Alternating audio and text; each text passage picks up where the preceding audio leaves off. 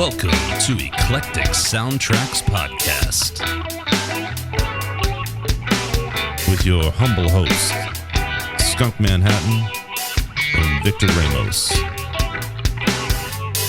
We'd like to say a quick thank you to our friends at Tragan Guitars, Godin Guitars, Ernie Ball Strings, and 5 Iron Woodworks, who just sent me some amazing hand-carved Christmas gifts, like a guitar-shaped cutting board.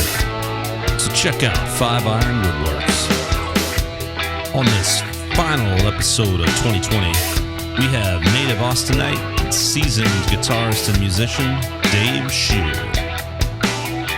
Dave currently plays with legendary guitarist Eric Johnson, and has also been on stage with Gary Clark Jr. and other well-respected Austin musicians. In this episode, we talk about gear, touring. Dave shows us around the studio, confesses to not being able to read, and tells us how much he loves Denmark. So sit back, grab some cognac, maybe some cheese and crackers, and enjoy the conversation. All right, we're rolling. All right, welcome everybody to Eclectic Soundtrax with myself, Skunk Manhattan, and Victor Ramos. And this is the last episode of the year, episode 29. Thank you, Dave Scher, for joining us for this special monumental occasion as we celebrate our first year in the books. My pleasure. My pleasure to be here. Man, so 2020, what's going on with you, man? I see you're in your studio. Have you been able to, because you gig quite a bit, so tell us about, I guess let's start by, who are you or were you playing and gigging with before COVID happened? Well, I was on a tour right when COVID started. And yes, I was. And luckily the tour hadn't just started. I got to experience a good bit of the tour, probably 70-80% of it. And then the last bit was canceled for obvious reasons. But it was a North American tour. I was playing with Austin guitar player Eric Johnson, and I was in his band as his utility guy who was playing second guitar and keys and percussion and singing backgrounds. He had me sing lead on a tune. That was fun. And I even played bass for a little bit on that tour while Roscoe, the bass player, played lead bass. And that's what I was doing when COVID hit.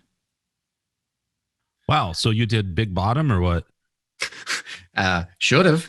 Yeah. But no, I played the low notes and Roscoe played the high notes. And I don't know, it didn't seem like there were any more notes left for Eric to play, but he found some. Eric finds notes. He does. Yeah. He's known for finding the right notes.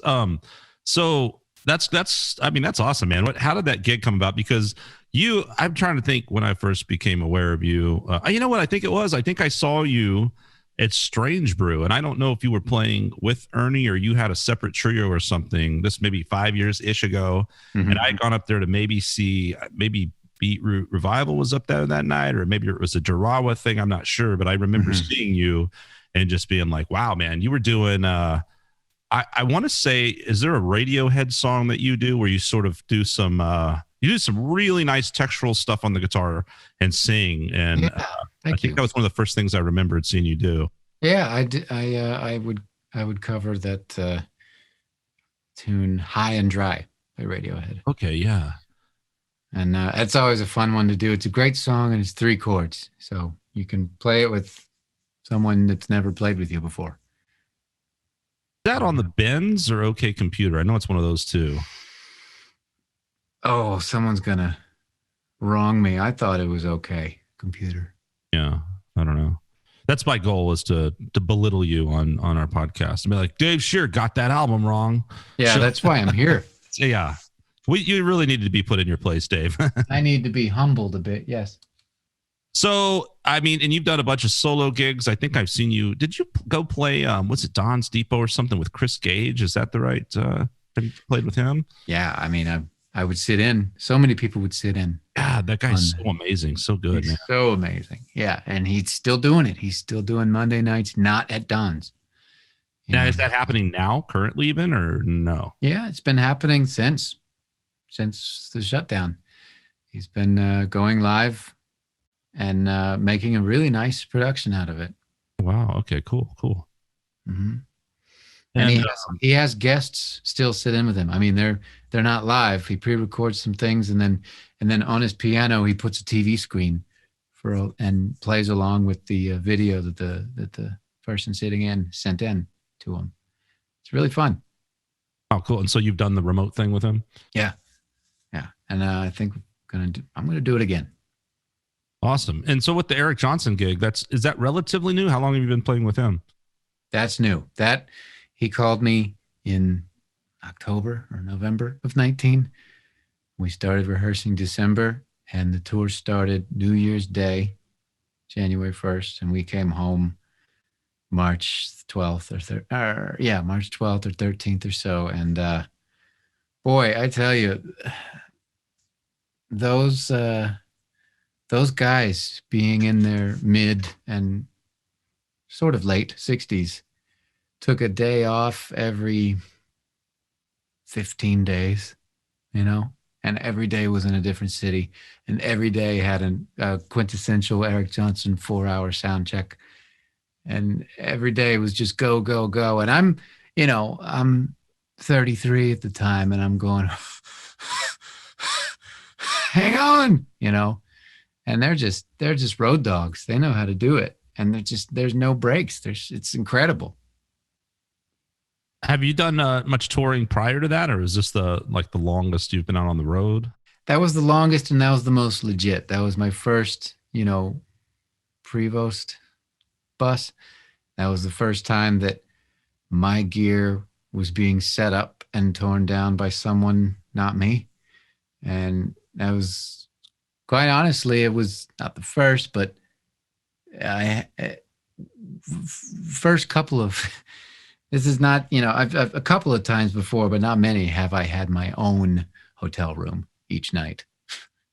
Oh, right. Okay. So you weren't having to share a bed with Eric Johnson. Okay. No, but that's kind of funny. I mean, I've done the whole 40 Econoline 15 passenger van tour with a few different bands, but I really don't have much touring experience that a lot of my colleagues have.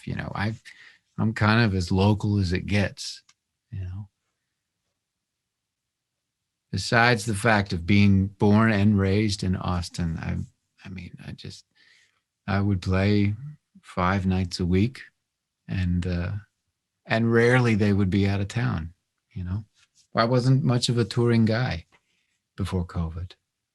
Yeah, but I think I don't know how much obviously COVID has changed everything even more, but I would think once upon a time, 70s, 80s, 90s, whatever, maybe it seemed like a very, Austin live music capital and a place where people have residencies. And I'm sure you've had these kind of gigs and residency gigs, but people can make a sustainable income as a live playing musician just in a city like Austin. I don't know how true that is, and I'm talking even pre-COVID last year or two, and maybe what is that like in your experiences? Was that your main gig that you were found sustainable, and how long have you been doing that? Playing live? I mean, I've been doing that my whole professional career, and it is sustainable. It is possible to sustain yourself by just doing that. I think it's a city like Austin can it can have a whole lot of gigs that are not all that monetarily rewarding. There's not really a whole mess of money that goes into the pockets of performing musicians, but there is some, and with that there are many, many, many opportunities to play. So when I first started making some sort of a living playing, I had to have been either a late teenager or in my early 20s, and I was playing on 6th Street and I was playing there probably 4 nights to 6 nights a week. And each time it was a 4-hour set, 3 or 4 hour set. And sometimes I would, we'd finish up, I'd pack up my stuff and walk it over to the club across the street and do it. Like, it was kind of like, what do they call it? Music Row, Broadway in Nashville. It's kind of like that, except without backline. So you break your back. And it's a lot of learning in that. I really am glad that that's how I learned. And I'm glad that that's how I started to make a living, because I started to see how much you needed to play in order to make it work, but later in my career, and even still these days, I'll play, I'll have performances that are monetarily rewarding, but that's the only way that they're rewarding, because there's a big cover band scene in Austin, and you can make a good living that way. I mean, you can make a lot of money that way. I don't know about a good living. I mean, it depends on what you're into, obviously. Sure. I don't know if that's if that's a newer thing. So cover bands certainly, and tribute bands certainly seem to be a huge thing now, right? And so if you're a musician that's trying to do your own thing, that can be frustrating. If you're a musician that's like, hey, I want to make some bucks, like obviously cover bands are a great way to go. There's the tribute bands, there's weddings, there are all these different avenues, of course. You actually don't you have a Cars tribute band, or did? We had put a Cars tribute band together for one show, and we'd like to do more. But I mean, it's one day when it happens, we might do it. We're not really all that gung-ho about it, but I'll tell you what, we had a really good time, because the first show and only show that we booked was opening for the Petty band, the Tom Petty band, Damn Torpedoes. Oh, sure. So our first show was in front of a packed 121 bar, and I was leading that band. I was singing lead and playing a lot of lead guitar in that band. So that was really fun and uncomfortable, because I'm just I love to play, and I do love to sing, but I don't really like to be the lead. And I have my own trio, but even then, I like to play music. I don't really like to, be the center when it comes to entertainment, if that makes sense. Yeah, interesting. Okay, and your trio, right? Is do you have a pretty standard roster for that? I kind of did, and now I have a pretty standard, like Rolodex of musicians. But I mean, I kind of did have a pretty set drummer and a pretty set bass player for a while, and it would change over time. But I find myself now calling a different person each gig, which is, it's a pretty cool thing to be able to translate that from one rhythm section to the next, and to hear your material be played by all these different people. That's interesting. Maybe a little can certainly add, I guess, a slight bit of a stress factor to it, but at the same time, there's a fun. It keeps it kind of fresh and new and on the seat of your pants a little bit, right? When you're doing it. Of course. Yeah, that's really cool. And I like that feeling.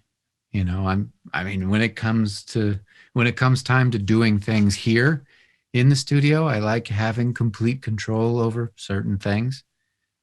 But a live show is already this thing that you can't rewind and do over. You can't add to later. So why not kind of just bask in that, principle of what it is, and make things a little, put yourself up on your toes and be kind of watching all around you for what could happen. And it's really cool and to see spontaneous things unfold with a different rhythm section each show.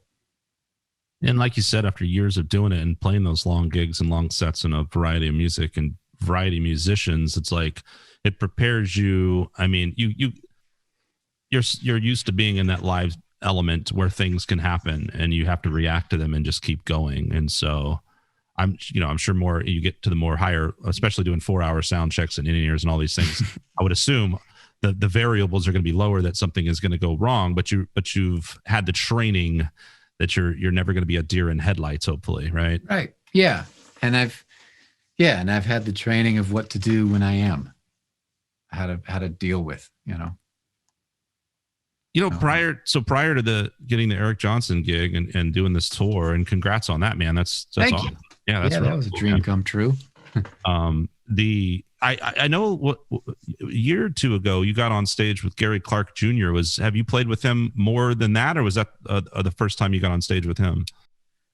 No, I'm trying to even think if we've made music, at a hang at a party or so, because we've never been close friends, but we've known each other since we were young, because we're both Austinites, and he has come down to my gig at Friends on 6th Street and sat in with my trio and sang, and that was killer. That's on YouTube somewhere.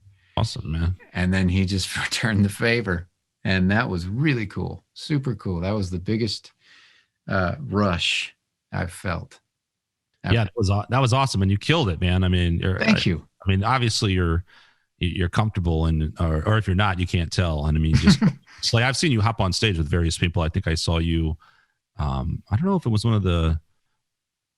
It might have been an Overlord tribute or fundraiser, even. Mm-hmm.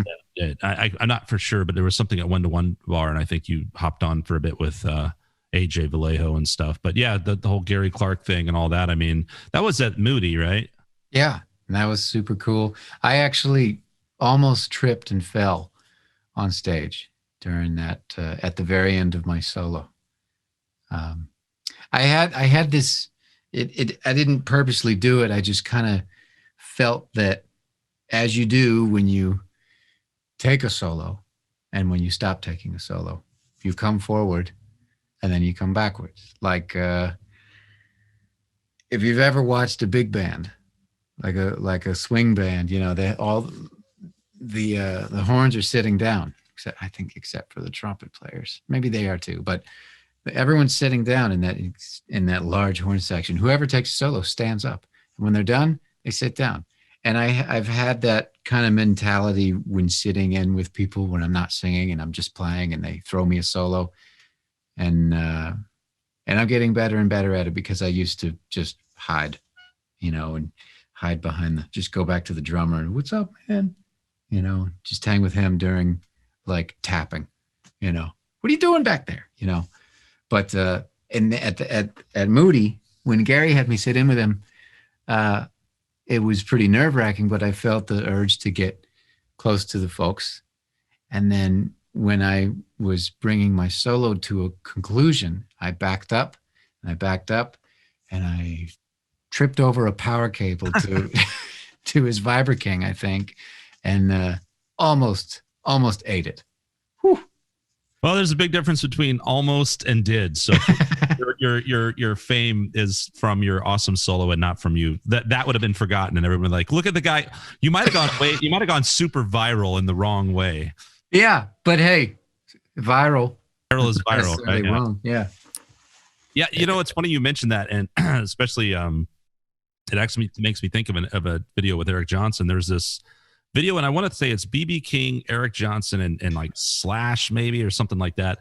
And obviously BB King's front, and he's kind of having these guys, they're all up on stage with him, and then they're taking solos. And I remember, Eric Johnson is such a, he's not a huge look at me big flashy guy, right? He's very humble, seeming like humble, kind of quiet guy.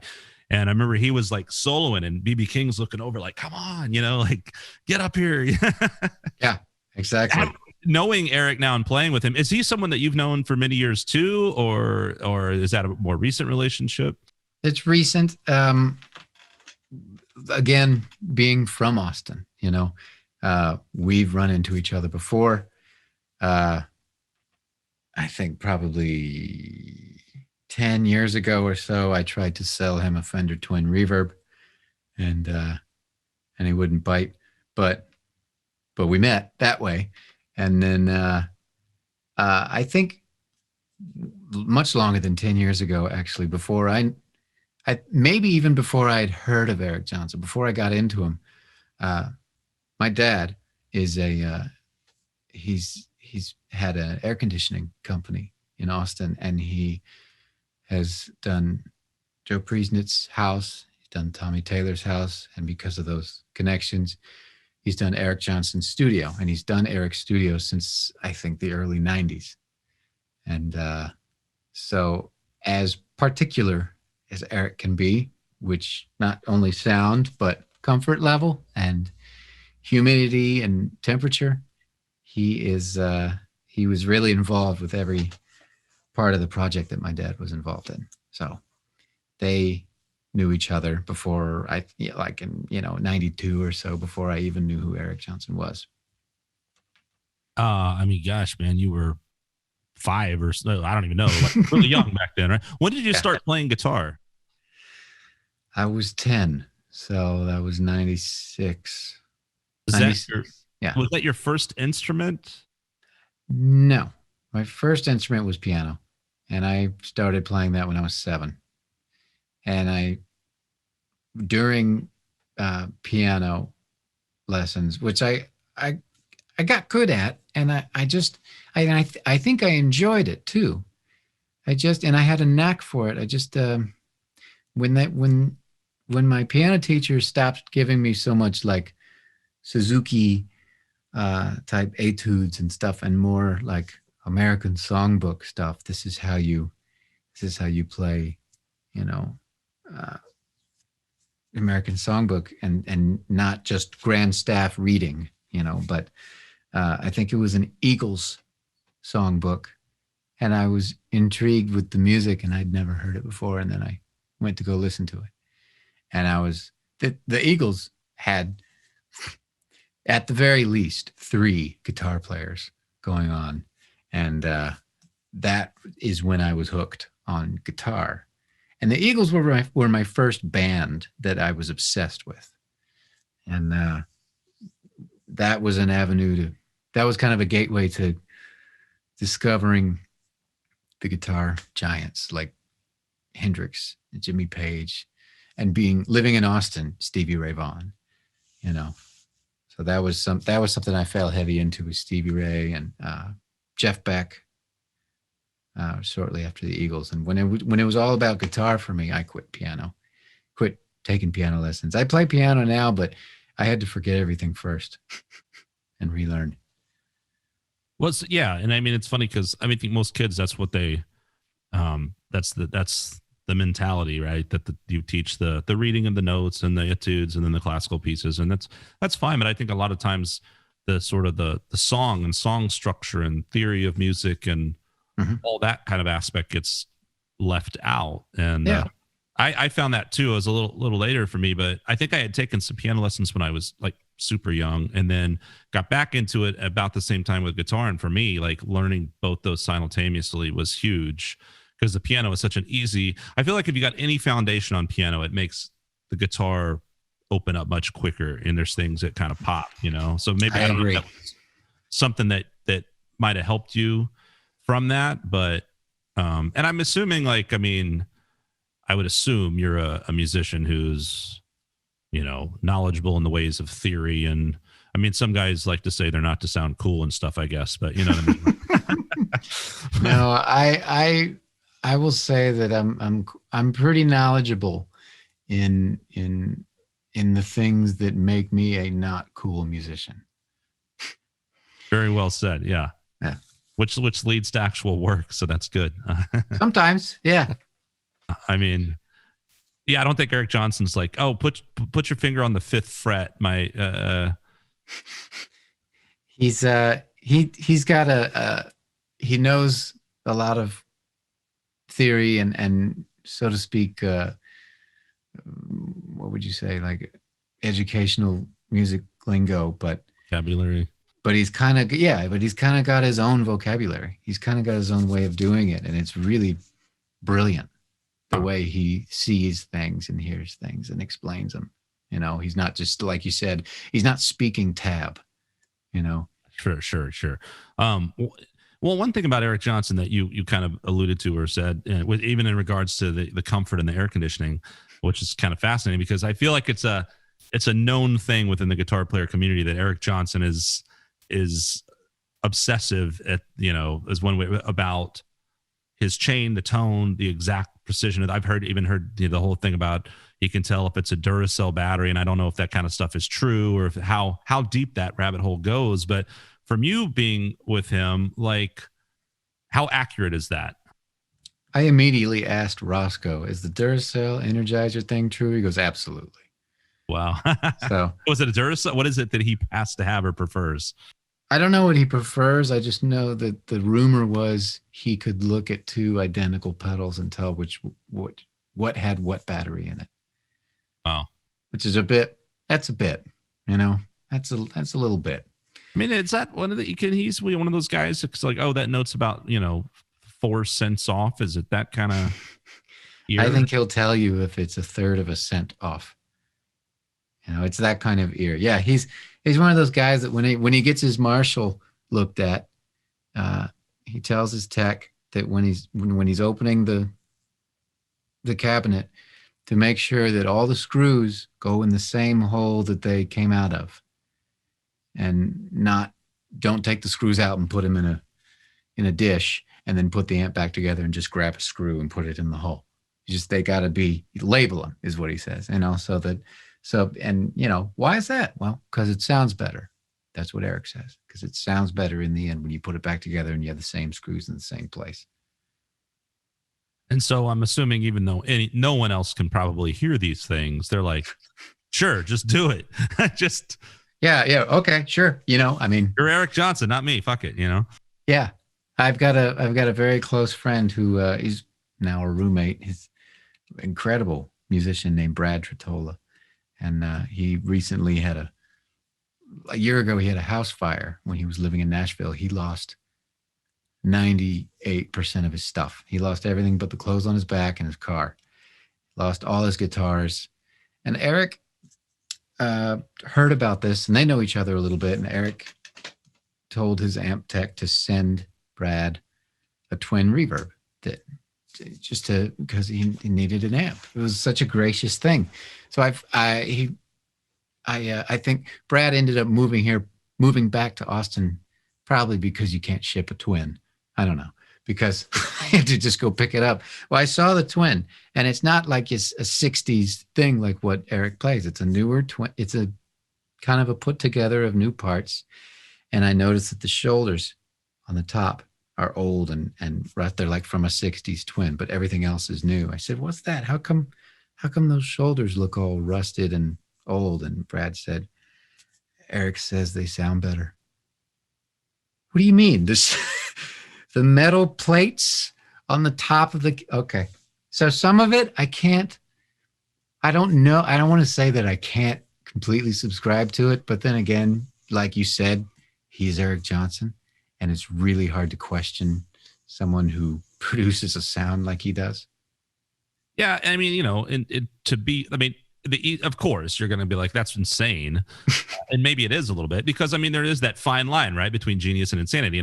But who in the hell would ever question, right? You would never question a master, whether that be Steve Vai or whether that be Mozart. Like, no one's going to go up to Mozart and be like, oh, really? This Mozart? I mean, no, the fucker, that's a sent out. Well, you're Mozart. Okay, fuck. So I mean, but to be fair too, like, I'm sure you end up having a chain, whether it be pedals or cabling or different things you use, or preamps and the color, and so people end up getting, especially when you're dealing with analog gear, you get really particular about things because of the color that it is. That it provides, and that's something that becomes maybe a part of your sound or what you want to hear, right? So that in relation to your board, or what is some things gear wise that you use that to you are you see that way that are important? I mean, granted, if you're working with companies that you endorse and have deals with, I suppose that kind of answers that question. But do you have some preferences in terms of what you like based that you think sonically really is just like? Well, I think that every musical instrument and gear manufacturer can see that I will spend money on gear, so they don't endorse me because they see me as a valuable buyer. So there's no problem with that. But I mean, as far as you mean, like what do I use in a certain situation, and I'm kind of married to it? Yeah, like I mean, even like something like a cable, right? Like, or strings. Like some people are like very, very particular about the string or the cable. Are you like one of those guys? On very small things, like if my guitar is gonna go stereo out, and it's first of all, when I use two amps, I hardly ever have them both firing at the same time. I usually have one is for a tone and another is for another tone. But when I do have two going at the same time, because the effect is stereo, and same thing with if I come out of this board and I go into a converter and into my computer so that you can hear something, the cables that come out of the end of my pedal board to go stereo, or the cables that come out of this board to go to I always make sure they're the same length. And some argue that it doesn't matter. But that for me, I mean, I've definitely heard a difference when I use a 6-foot cable as my left and my right is a 50-foot cable. I can hear like not a time delay, but there's a phase going on that's screwy. And for some reason, it just, I feel things being more even, and I'm probably fooling my ear and it's not real. But when I use the same length cable for going stereo somewhere, and it doesn't matter for me, it doesn't matter the length if I use a 10-footer for my clean amp and a 35-footer for my dirty amp, that's fine. So that's one. Other things, I mean, I can't really. I use Diodario strings. I use 11s with a plain third because I like heavy strings. Because I'm a man, damn it. No, it's because I actually like my guitar to fight back a little bit because it makes me push forward more, which enhances, which brings a different performance to me. I mean, I have some guitars that are set up with 10s and they just play like butter, and I can play so delicately on them.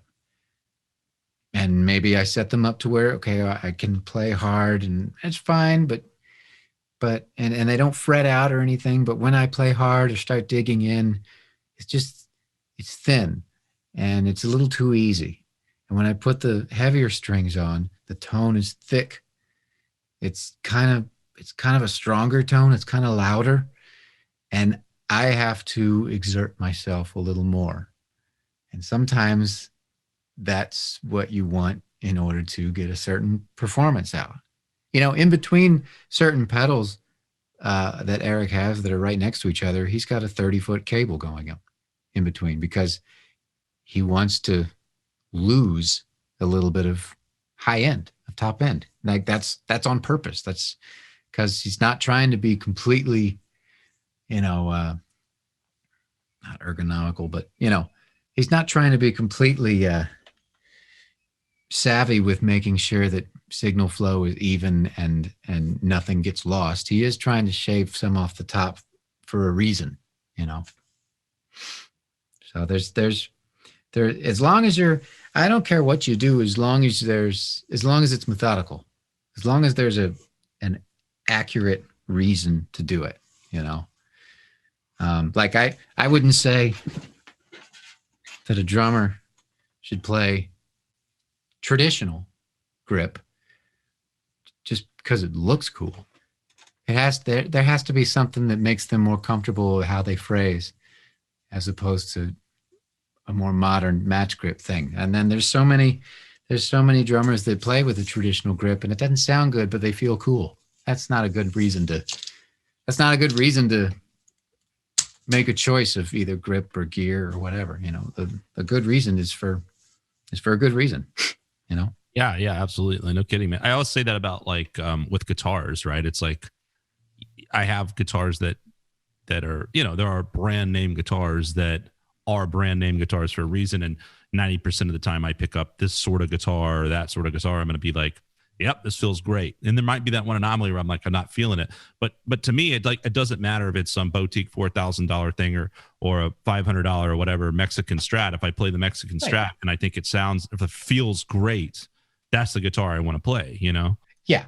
And I've got some name brand guitars that I play, and I've got some really cheap things that I found at pawn shops that sound great, and I'll use them for playing. I do have some custom shops for the sake of, one, I do think they sound good. I wouldn't have picked up an expensive guitar if it sounded bad. But two, I'm a little too chicken shit to go into the stock market.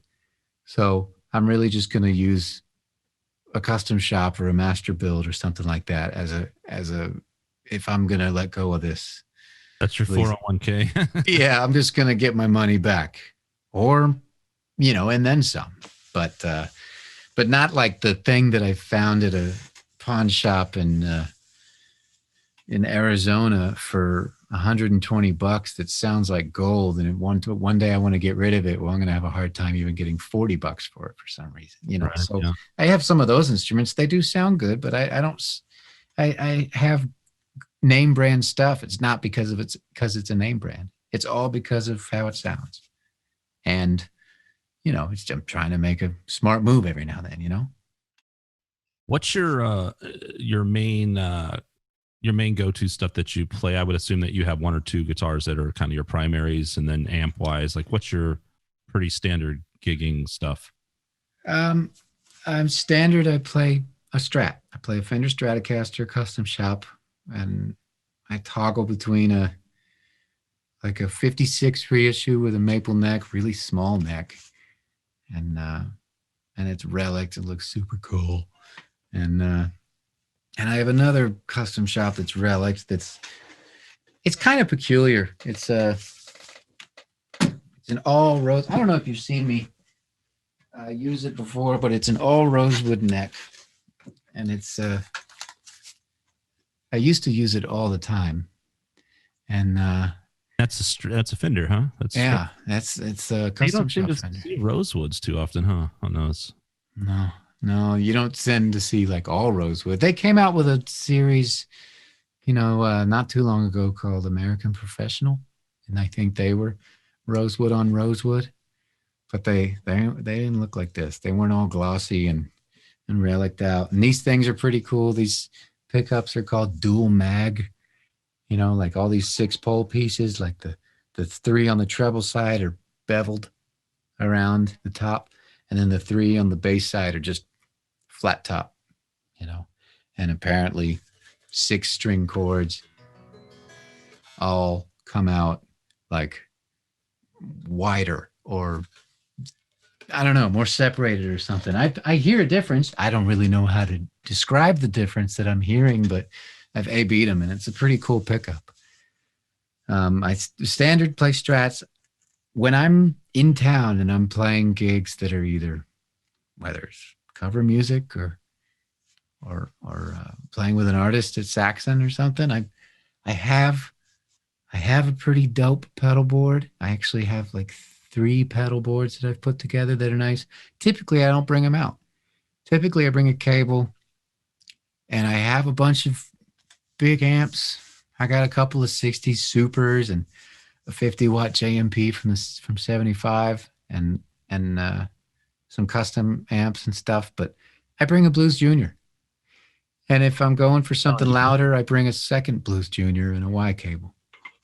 You know, it does everything I need it to do, and it also kind of limits me tonally to make things interesting with less of what I've got. You know what I mean? It keeps you from getting lazy.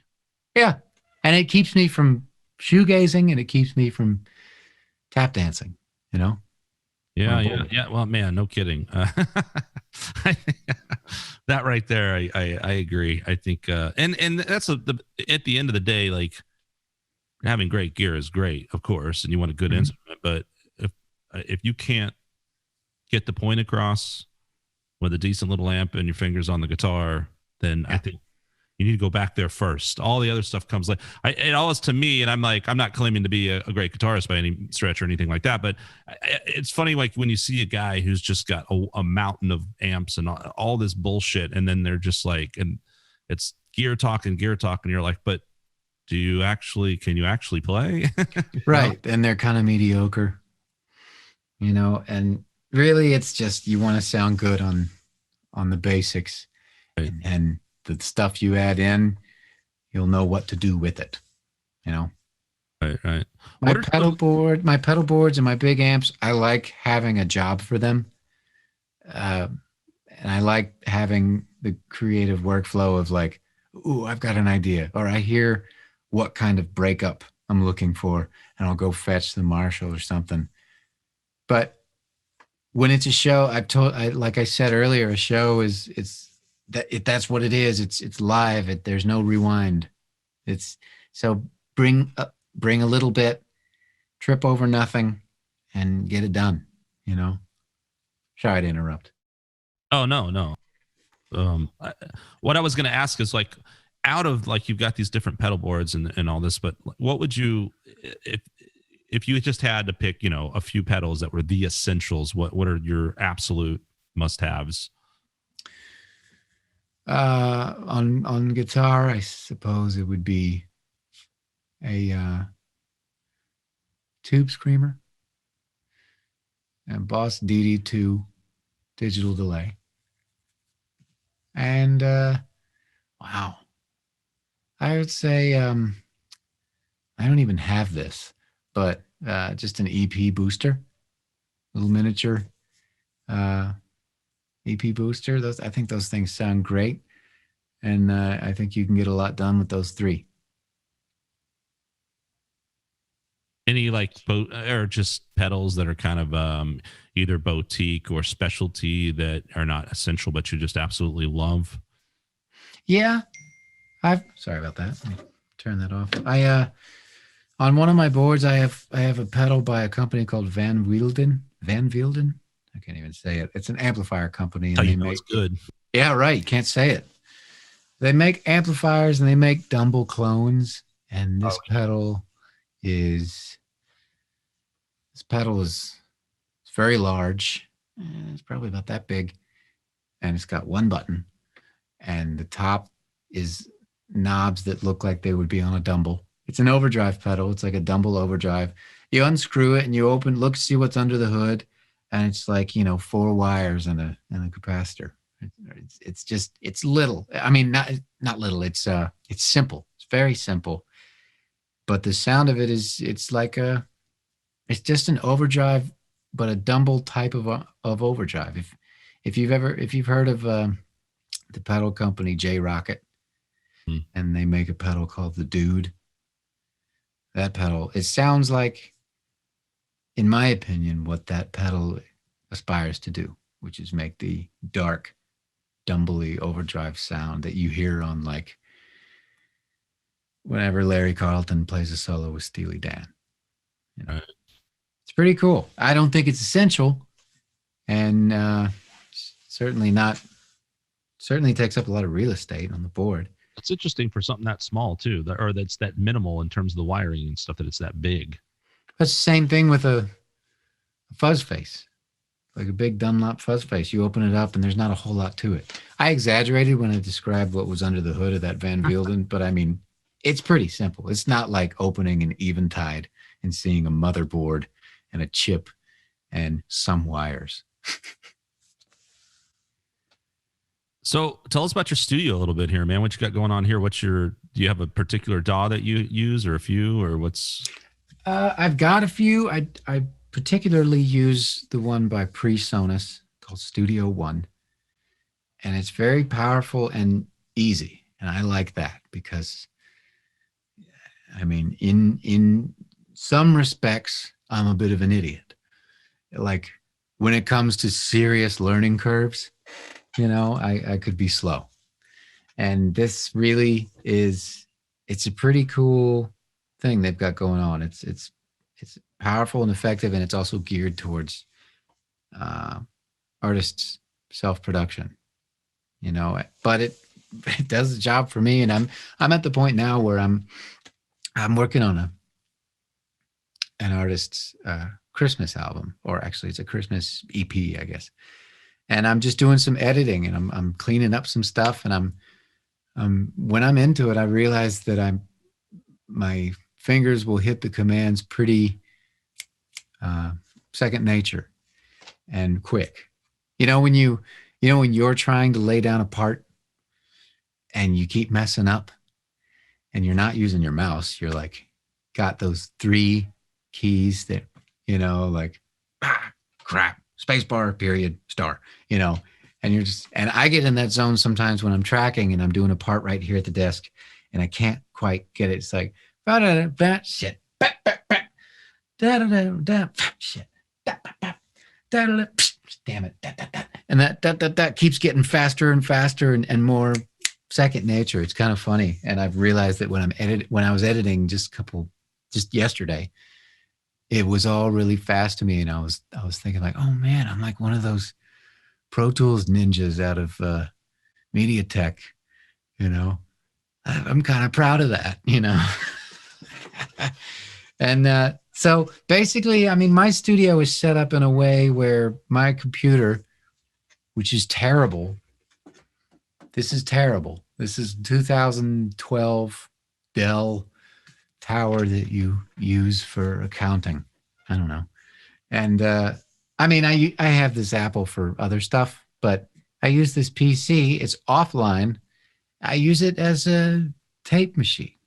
It just writes, So your app, that Mac Mini is not even doing the audio stuff. No, the Mac Mini right now is doing this. It's doing Zoom because this is my online computer for searching stuff, and I can tap into it and put it on 2 channels on the board, pan left, pan right, and bring it up, and bring it into whatever project, but basically I've got my whole front end in a rack down right here, and I've got it set up to where all the musicians can get a headphone mix going without me. They can just, the Furman 4-channel bit, and they can get that going. The computer can be off. The only thing that I would need the computer for besides just printing is reverb, putting reverb back in their cans. And I don't really worry about latency with reverb because it's reverb, So everything that is dry and that they are playing or singing into is immediate, no latency. I can, if you want, I don't know, I can kind of run you through it real super quick. Is this working? I think it is. Yeah. Nice. Yeah. Just an EQ up here, an EVQ. And then I've got 3 racks. These are 3124s. They're API pre's, and they're just a great drum pre. They're really simple. They don't have any filtering. That's what this is for. They don't have any EQ. They just, have phantom power and pad. They don't even have phase. I usually run a drum bus, all of the drums through this for listening back. I don't really, until I'm ready to print. A couple of compressors down here for kicks, 3 1176 style compressors for different things like snare, vocals, and I put them all together with a bay, and decide where they go. A lot of the stuff that goes in right in the room at the bottom. I decide where they go in the bay, and if anybody wants a mix when they walk out of the studio and they happen to have a car that's old enough to have a CD player, then there's that.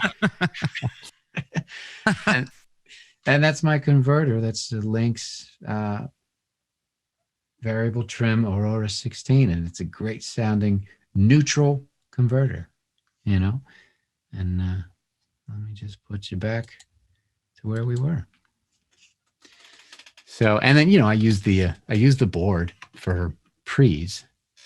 I don't really use the board for mixing, because I'll tell you what, right now, I'm learning this week that I'm not a mixing engineer. It's a whole other universe. Whole nother universe, whole nother school of thought. And I can kind of do it. I can make things sound pleasant. And I gave them to I gave some mixes to a mastering engineer, and I crossed my fingers, and he never got back to me. So I was like, okay, I did it right. Yeah. But I didn't really enjoy it. You know, I enjoyed tracking. I really enjoyed, you know, pit sweat staining my shirts and running around, you know, putting shitty in-ears into my ears and getting those Vic Firth, you know, drum isolation muffs and putting those over the ears and okay, play for a minute, you know, and just okay, all right, and then finding where it's right. There it is, and then running into another room and doing that, or running back in here and just kind of making everything right on the way in, making everything sound good on the way in, and making mixing easier for whoever's going to do it, whether it's me or someone else. And that's how that's what I get off on and that's how I get inspired to work, is by doing something just a little more physical than sitting and listening. And the guys that can do it, I respect them so much. I can't do it. I mean, maybe I can later in life, but at another time in my life. But right now, if I have to, sure, I'll get you a mix, but take it to someone else. I'll help you make that mixing engineer happy with what they're getting to work with. You know what I mean? Right. Yeah. It comes back to the same, I think, analogy with the guitar, starting here in your instrument. That's right. You know, and it's like, if you're not getting the initial tones to tape, so to speak, then you're always polishing a turd and mixing anyway, you know? Right. That's exactly right. And it's worst. It's the same principle. It is the worst. Unbelievable. How long is the studio endeavor and that recording your own music or other people's music? Has that been something that's been you've been doing for years as well as playing, or is that a newer thing? Newer in a sense of like much pre-COVID, but I'd say I really got into it and started, you know, investing into it like 2014, something like that, you know. And I've done it, I mean, to some people 6 years is not long, to some people it is, and for those who think it's a long time, I agree with you. 6 years, it took me a while to accumulate the tools that I have, because all this shit's very expensive. Right. And there's cheaper ways to do it. I know, it's fine. Yeah. But I'm not doing it for the sake of making sure that my studio was expensive to put together. I'm doing it for the sake of good sounds and easy to operate, as long as you know what you're doing and you understand signal flow. And pretty importantly, something that's not going to be irrelevant in 10 years. So I know a lot of people that have got a home studio set up, and it's a really nice setup, and their whole thing is subscription based. Their DAW is subscription based. Their stuff that I have in this rack, they're having plugins, but they're subscription based. So their machine has to be online, and they have to keep updating. Everything here is a dinosaur. Even my converter is from the 90s. And it's incredible. It just all works. I think if I plugged this computer into the internet, it would blow up. And it would just be like, what? What's going on? What the hell is a Tesla? Who was president? I don't think so. And it would explode. It's like Windows 7 and still wants to talk in DOS. Yeah, exactly. But I'm not even kidding, man. Windows 7. That's what I'm using. No, but I love that. I mean, like you said, it's one of those things.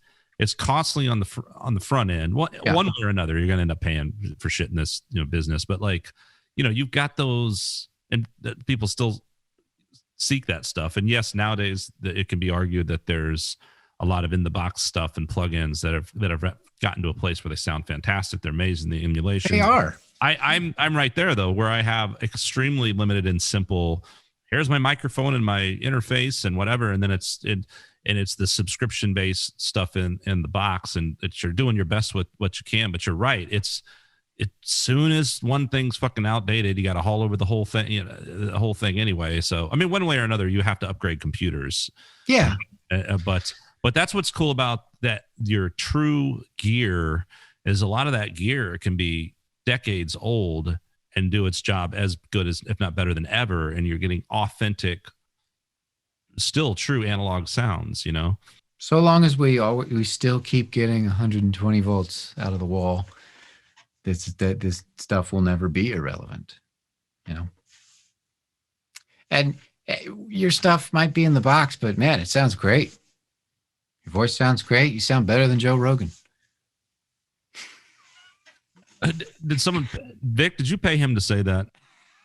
I did. I have been struggling with my voice since we started this podcast. It's really ironic that you said that, because ever since we started, I never really had that much self-conscious from years of, I mean, I know I'm not. No way, really? No, well, and here's the thing about me as a singer, I've gotten more confident where I've never considered myself like a singer, but like, Sure. I've fronted stuff I sing. I do it. People ask me to sing on some stuff, and I'm like, okay, I feel okay about we started doing this podcast, and all of a sudden I'm like, oh my God, I sound like a whiny little bitch. And I've been obsessed. You can ask Vic. Like, I've gone insane. Like, I will sit there. One good thing about it is I've sat there and fucked with like every EQ and compressor plugin, like just dicking with my voice, you know? Yeah. Oh yeah. So much so that you get that echo, that feedback coming in. And it's like, I know. Well, I'll listen back and I'll be like, well, I sound stupid. Oh well. But Dave Scher just changed the game for me, man. Now I feel fucking confident. I'm better than Joe Rogan. Yeah, you are. I'll PayPal you that money later. Thanks, man. Appreciate it. Make sure and tell him he sounds manly. Yeah, I will, but not yet. I'll let you know. Vic, you sound great too. Thank you. I'm so jealous of Vic, right? Both of you guys sound like, I feel like you're about to, you know, announce the next classical piece that's going to be playing on NPR. Your audio sounds pretty good too. Oh, thanks. I'm pretty far away from my mic, but you actually sound great. We've had this is a learning process. Like I said, this is episode, I think the 28th episode. We started this in August, and still troubleshooting and dealing with things. But yeah, we've had some. Well, we started sending out. I don't know if you send the thing, Vic, where it's like, hey, FYI, try to have headphones and a microphone or whatever, because like there's been some pretty bad sound on a few occasions. I mean, today I was in a rush, so I just sent out the invite. I was like, screw it, here you go. Well, you would hope, like, though, with someone like, this is awesome. Like, you're in your studio and we've had some recent guests like that, as opposed to the guy like in a field on his cell phone, and you're like, sure, it's not going to go well. Yeah. Will, I'm sure you know Will Knack, right? Oh yeah. So we just had Will Knack. His is going to come out tomorrow. We had a Will Knack. I say that, and then when this one's out, that'll already be out. Whatever. I'm learning. So that's fine. Will was on the podcast, we had scheduled him, and I was like, hey, dude, still on for tonight or whatever. And he's like, oh shit, anyway, he was like camping. It was like, oh man, can I just do it from my phone? I'm like, you know what? Let's just fucking reschedule. Yeah. Because you've probably had one or two people do it on their phone. Yeah, no, this is great. This is the ideal situation. What we'll do from now on is just send this podcast to all the future guests. Like, if you bring anything less to the table than Dave Scher, then we don't want you on a fucking podcast. We'll just send him to Dave's house. Say, hey, exactly. Just do a podcast from Dave's house.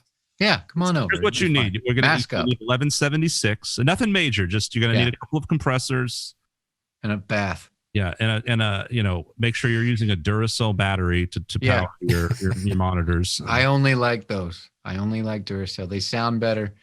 And make sure you bathe before you come over.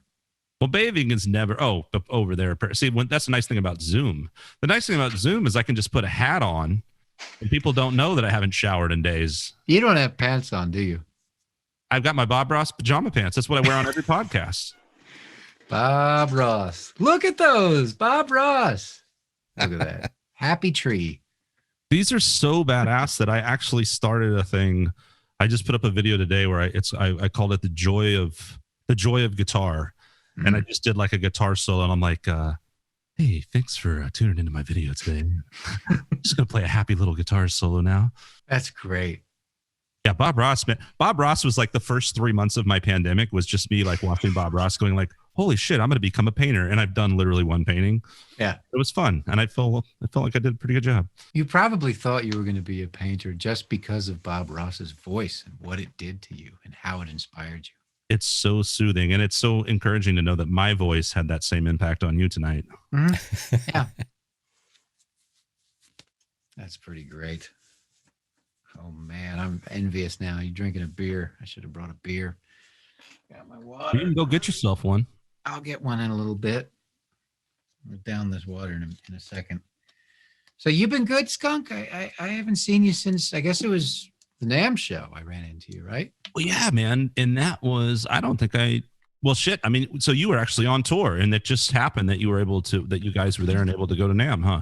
Yeah, must have been January, right? That's when NAMM January. Yeah. Before, little did we know that part of me and my fiance who were out there, and we have a theory. And then we went to NAMM in January, and then I was back in San Francisco in February, and we went to a Mr. Bungle reunion concert. And there's a bit of a theory that we might have already gotten COVID. We don't know. At that concert? Well, dude, because in February, like shortly thereafter, like we both got sick, and I had this like lingering ass cough forever. And I was like, Jesus Christ, what the hell's going on? And then, a month later, the entire world shuts down, and I'm going, But yeah, that was, I feel like even in January at the NAMM show, that shit was probably going around, I think so. I mean, I think I remember I was in a hotel on a day off. And I can't remember what town we were in, but I spent all day watching TV and eating Girl Scout cookies. Because the day before the day off, after checking into the hotel, we went to go eat breakfast somewhere. And some little girl walked by with her, what is it called? Radio flyer wagon full of Girl Scout cookies. The whole band and crew bought at least 2 boxes. So the next day, I'm in my room all day pigging out and watching TV, and I flipped to the news, and that was when you're gonna have to correct me because I'm wrong about this, but maybe it was like Carnival Cruise Line or something. Yeah. Was it Carnival? Yeah. Oh, well, the one that was like coming into Oakland or to San Francisco, and it was just docked, right? I thought it was New York. Might not have been. Maybe. Was it San Francisco? Maybe it was that. Maybe I was out there. I remember there was one that was quarantined, and we were like, wow, this is kind of weird and creepy. And that was still February, though, Yeah, they were like 2 of the passengers. We now have confirmation that 2 of the passengers are positive for coronavirus. I think that was I don't even remember hearing a whole lot of people on the news calling it COVID-19. Just called coronavirus. And now I don't hear anyone say coronavirus. They just say COVID-19. Right. That's not really important, but Chinese virus. Get it right, man. Kung Fu virus or whatever. Exactly. Dang liberal, you. That's right. I mean, dude. Yeah, I mean, it's so surreal to think that the same thing. Like after I was out there, my fiance came here in March, and I had the last show I played was March 14th, I think. And she had come in town just for like a weekend in that show and to hang for a few days. And San Francisco was the first city that was just like, they did the whole, what do you call it? The shelter in place, right? And shut down.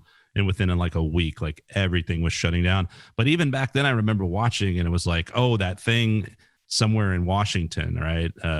Some town in Washington, and we're a nursing home, and there was 12 cases, and there was 12 deaths, and then there was 30 deaths, and here we are over 300,000, in this, 9 months later. But it's a pretty surreal year. We don't have to, I guess, talk about it on the podcast because everyone's quite aware of what's been going on. Right, but to go back and think of how it all came to fruition. It's back freaky. The NAMM show, like running into you there, I think that's, man, I don't know if someone had told me, or because I just remember being like, oh yeah, you're playing with Eric, or that's what I found out or said something about it. So And that was the extent of that conversation. I mean, we did copious amounts of cocaine later that night as well, I believe. But other than that, cool. That's very cool. But compare shoulders on your and amps. everything was great until you pulled out a fucking Energizer battery, and I was like, "Fuck, I'm out of here, man." Yeah. What a noob. I'm not into that shit, man. I'm leaving. Yeah. Fuck that noise. Had you done NAMM stuff in the past at all, or was this newer for you? No, the last NAMM show I went to was Summer NAMM when it was in Austin. Yeah, that's what kind of got me into the whole thing, and that was like 2007, man. Yeah, yeah. No, I think that was like when I went. It must have been, yeah. Maybe they did another year after that. 2005, 2006. You might be right. Okay, so I think they did like a couple of years here, and then they built on that idea and went back to Nashville, I guess. That was the last time I had gone to NAMM before this January. But yeah, it was. I mean, it was noisy. It was loud. You know, it's very noisy. It's a lot to do of all the whole NAMM show. It's a very overwhelming. I think like a day is cool. I wanted to go up to the section where all the grown-ups were hanging out, and look at all the it was all for studio recording and not just the freaking oversized Guitar Center drum room, but I don't know why I didn't. I think I was there with Andrea because you saw me and Andrea there, and I was just hanging with her, and she was trying to get affiliated with, I think she was reached out to by like Remo or someone because they were interested in building borons. Oh, wow. Okay. Cool. If you're going to have a player to look at play a boron, I don't think there's anyone else.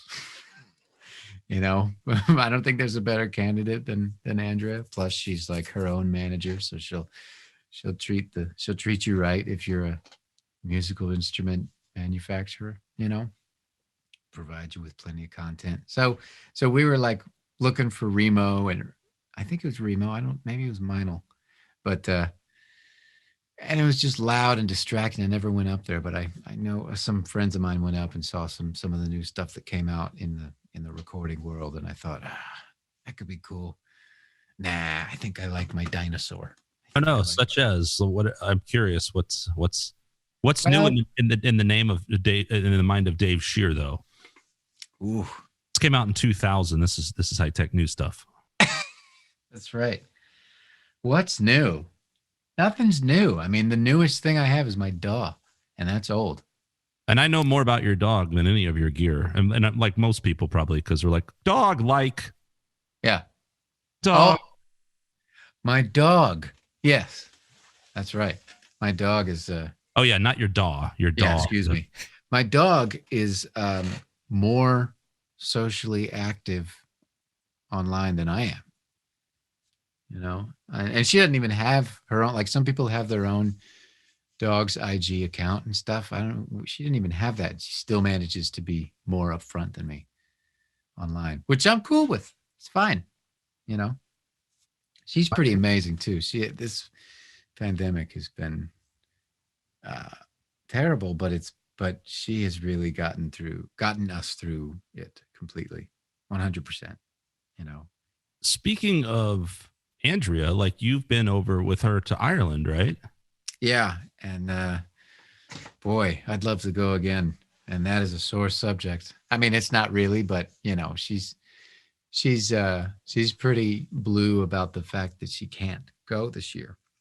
And she never misses a Christmas with her family, except one year when they were on the road with Brian Setzer. So she was kind of distracted enough to where it wasn't too saddening.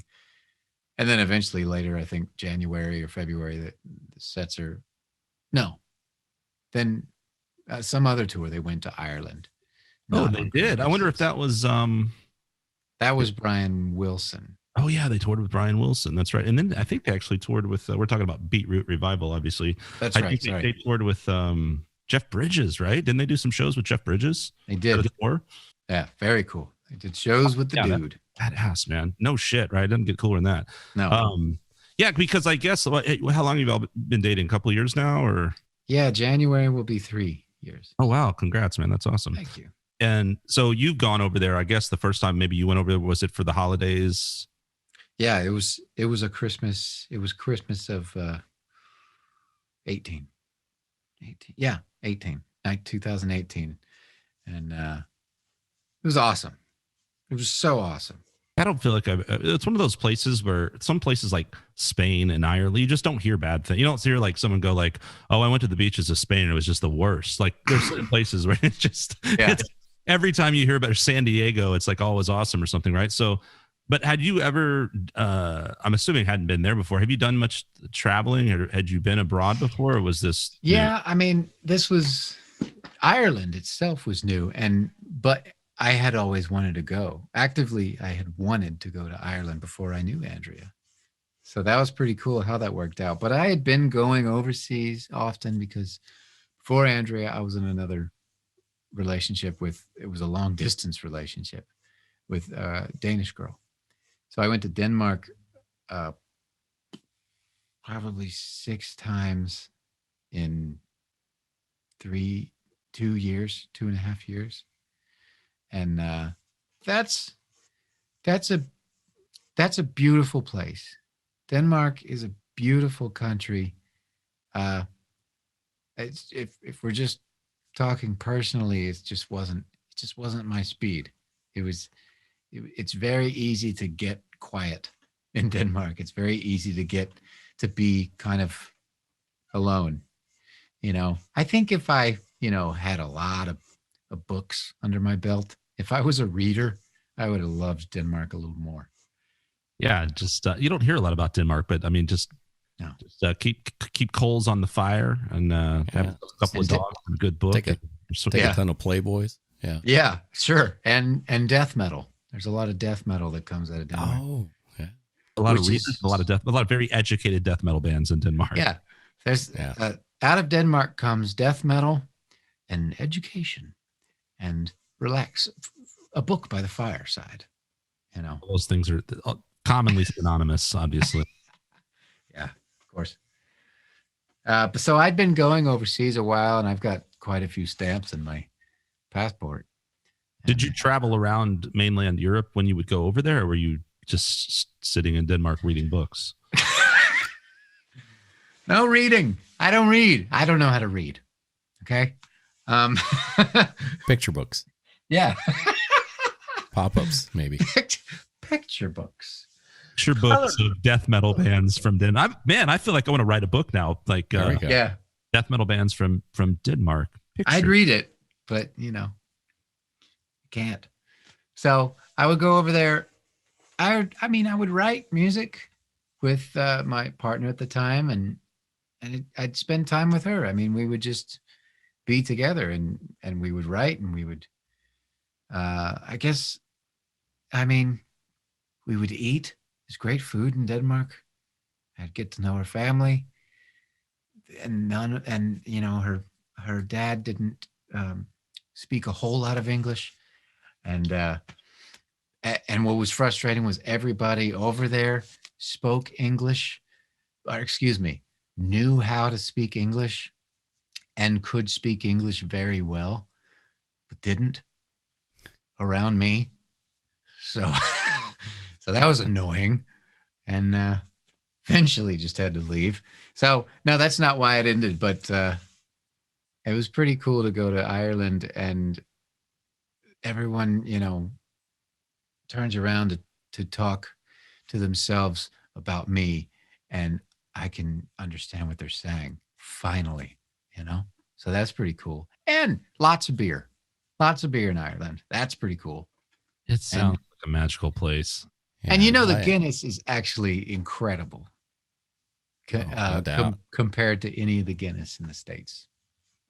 It's awesome.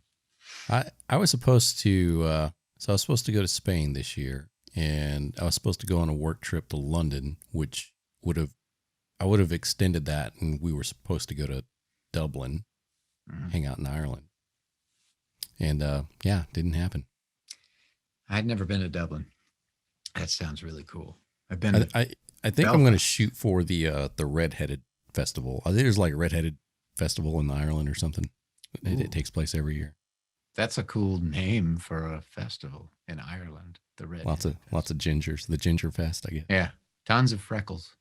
I'm sure. Yeah. Sounds like we need to do a on location podcast. I think, Vic. Yeah.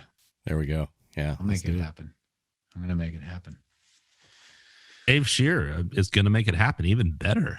Yeah, he's gonna. You heard it here, folks. Dave Scher's floating the bill for us to go. He really is a fan of our voices in the podcast. Yeah. He just wants to get us over to Ireland. So Vic can hook up with Redhead. I completely believe in you guys, and I'm going to invest.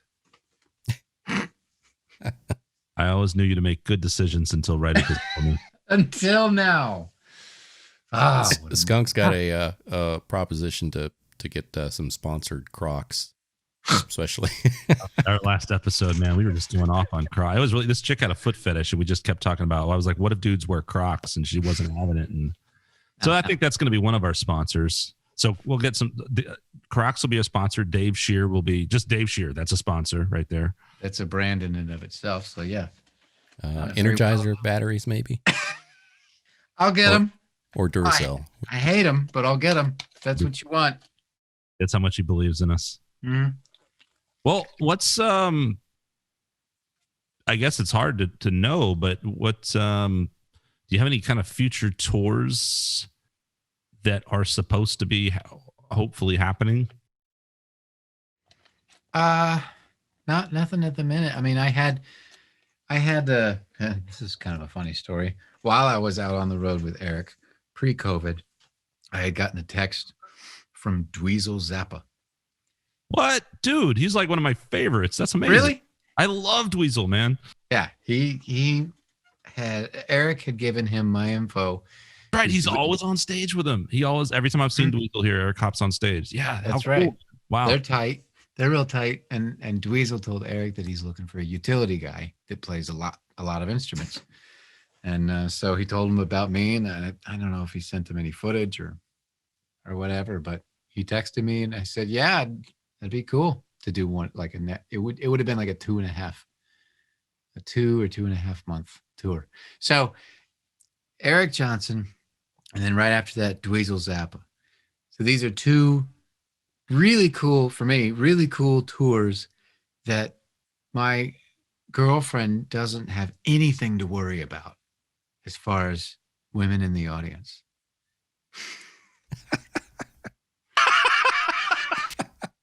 Oh, that's great, man. Well, I'm gonna just hit up Andrea and be like, hey, I don't know if you know, but there's a lot of young women at Dweezil Zappa shows that are really into that Frank Zappa catalog, and I just think that it's risky to let Dave go on. I think I should take that one.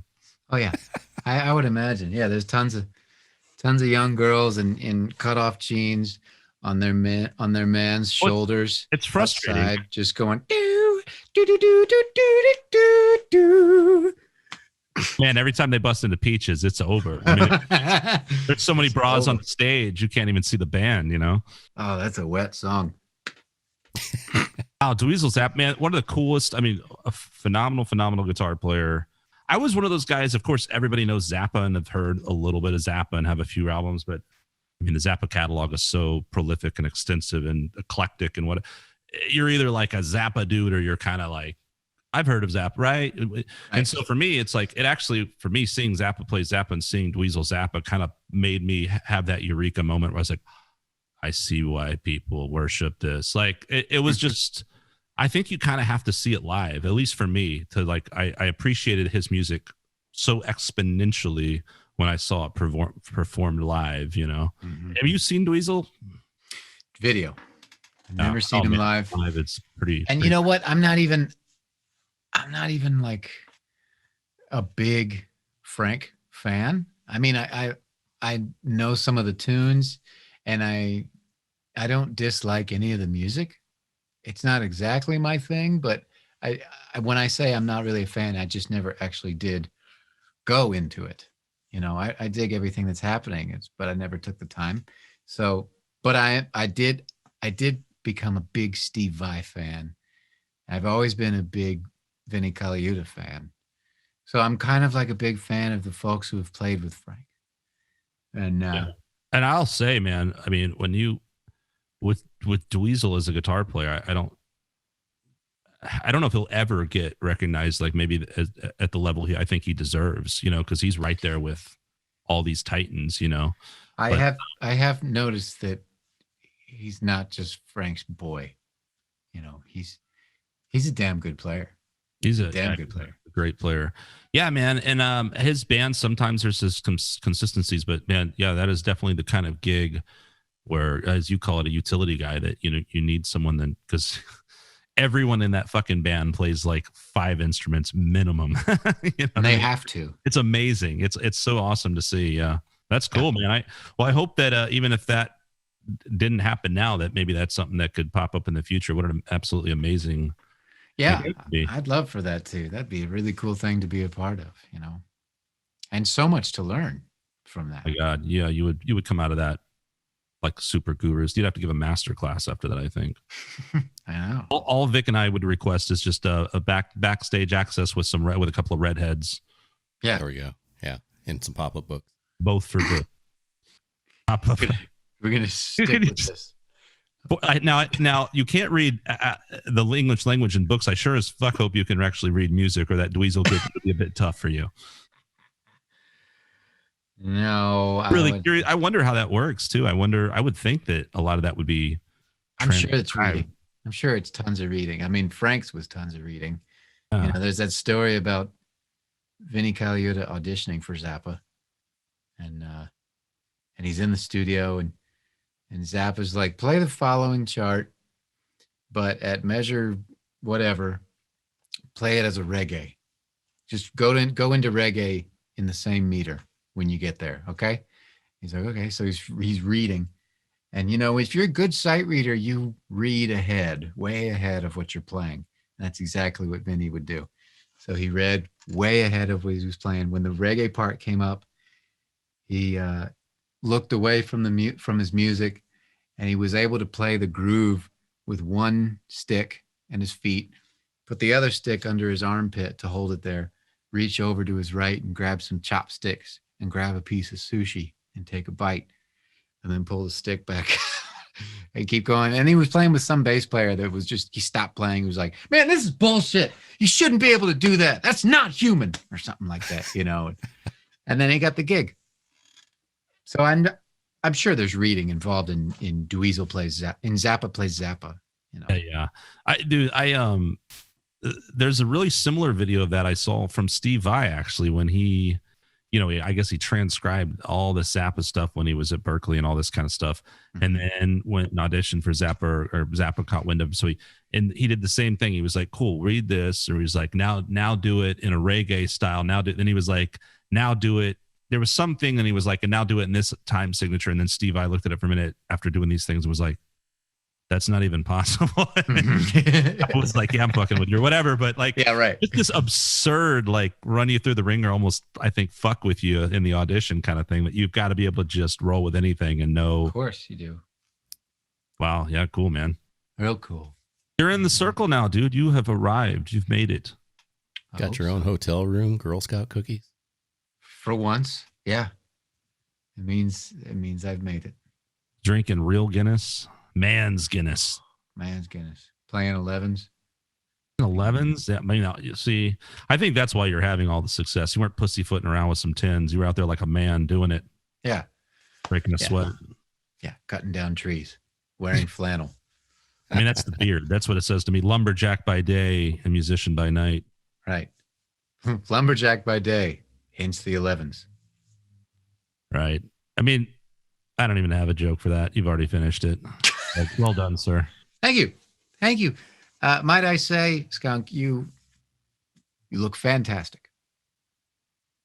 Thank you, sir. Thank you. Yeah. It's all my I color. was supposed to say that at some point. Right, Vic? I was supposed to say that. Yep. Yeah. And it's been done. So I'm so glad that Vic prepped you on this meeting, because I was feeling down on myself. People get a little depressed around the holidays. I was like, man, I really hope Dave Scher pays me some compliments tonight. And I did, because Vic pays me for saying that. Exactly. Now you can just spend 12 hours on editing instead of 24. Yeah, that's right. Finally, I don't have to edit a podcast. I don't have to insert things like, you look really good today, Skunk. Chopping up people's voices to find those syllables. To make compliments. Thank you, Dave Scher. You have set a new precedent. Like, this is like, again, we're going to send this to anyone on the future podcast. You need to look like this, sound like this, and say these things. Send us your audition tape. Yep. You need this sweater. Because I don't know if you know that this podcast is, in fact, in very high demand.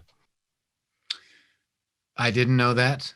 You're lucky to get on, Dave. Dave Scher, you're lucky to get on. I feel lucky.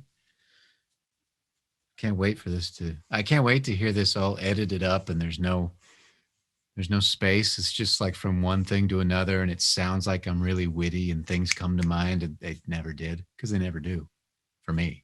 I don't know. The editing will really be more of like, hi, I'm Dave Scher. I can't read. And I like Girl Scout. I was pigging out on Girl Scout cookies. Can I get you to say a few words for me, Dave? Can you say, I'm crying, I was crying, indigestion? Just a little list of words I need you to say. Sure. Let me just put my pop filter on so you have a good, I'm crying. You'll spend hours on trying your different microphones, a little bit of EQ, just see, a little filter.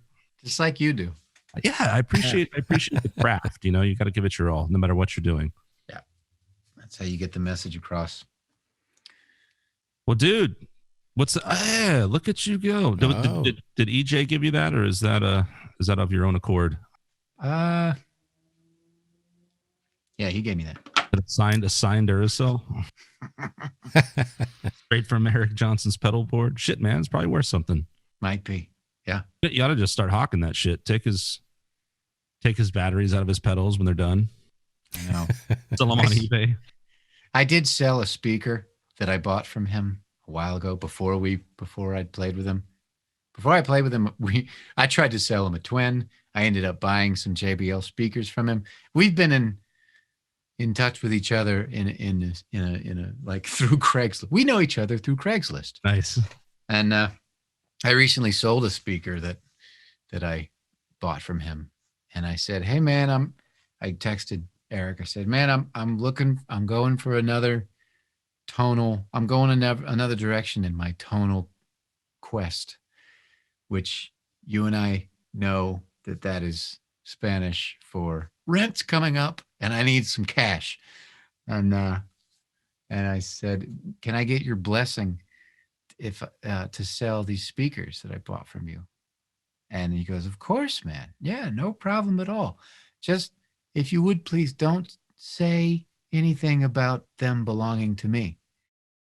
And I was like, how am I going to sell them? How am I Yeah, right. So I still have them.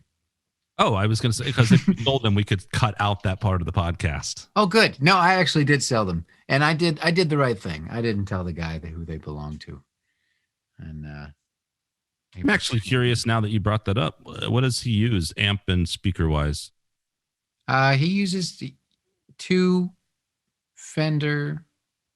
Right now, I guess he uses Bandmasters, and they're Silverface, which was kind of surprising. They're either 69s or early 70s. I think there might be 69 or 70 Bandmasters, and they're not combos. He's got them chopped in I guess they were already cabinets, but head cabinets. But he's got two heads, and they both go into originally what was a Marshall 412, but he took the back panel off and cut a hole in it, and then he just made it an open back cabinet, and then he made it a stereo input. So the left column of EV speakers that are in there is one Bandmaster, and the right column of EV speakers that are in there is the other Bandmaster.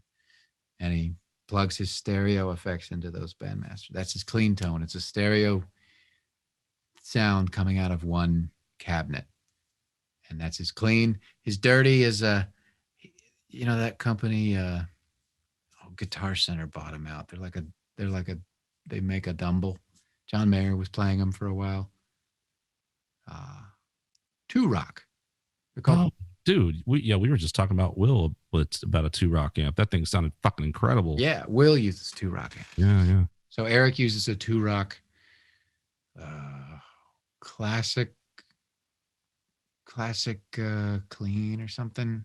I forgot the name of the series, but it's like a Dumble, and that's his dirty rhythm is what he calls it. So he runs what does he run into that? He runs the fuzz face into that, and I believe he runs one reverb.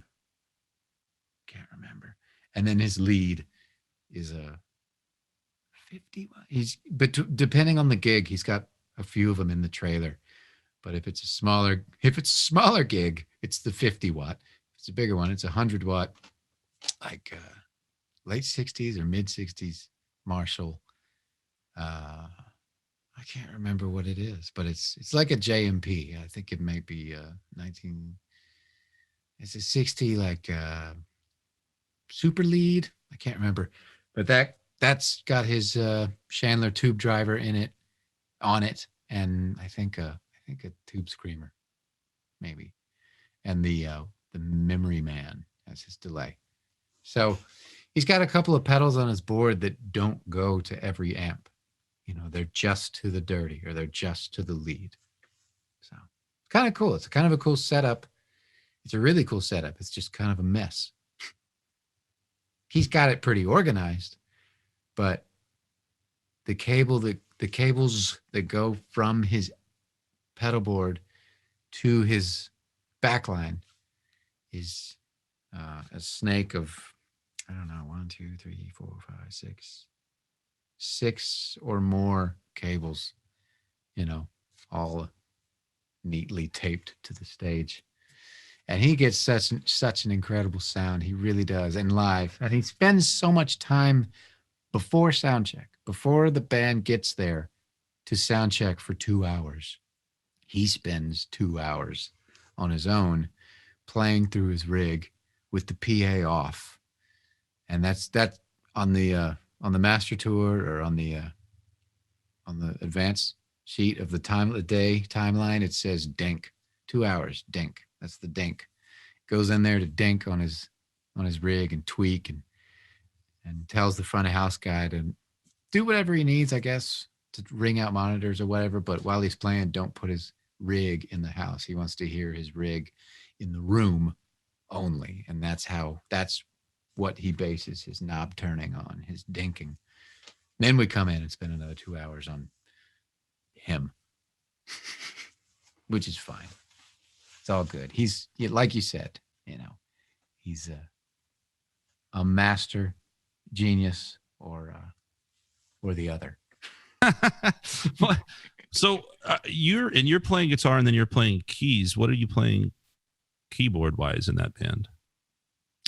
I'm playing it's back here somewhere. It's a Nord Electro 5D.